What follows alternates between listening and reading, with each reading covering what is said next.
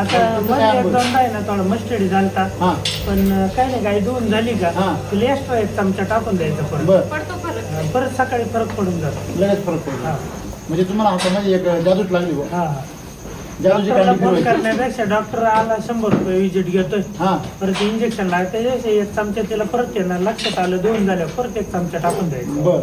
बर तर समजा तुम्ही मिल्क चार्जर वापरता मग तो वापरल्यापासून तुम्हाला मिळालेले फायदे काय?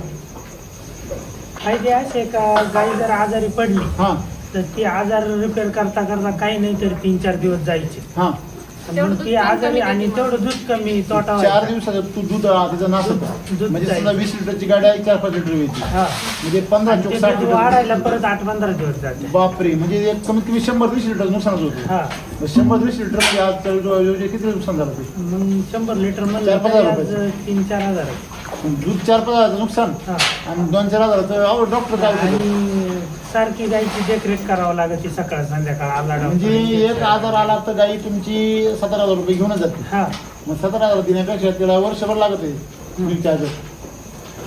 म्हणजे अख्ख्या वर्षाचा नफा ती याच्यात खाऊन टाकी द्या. हा एकदा आजारी पडल्यावर ती वर्षाचा नफा खाऊन टाकी. बरोबर आहे की नाही? म्हणजे ते आजारपण जर थांबवायचं असेल ती चाळण लॉक करायचं काम मिल्क चार्जर करते. हा ओके.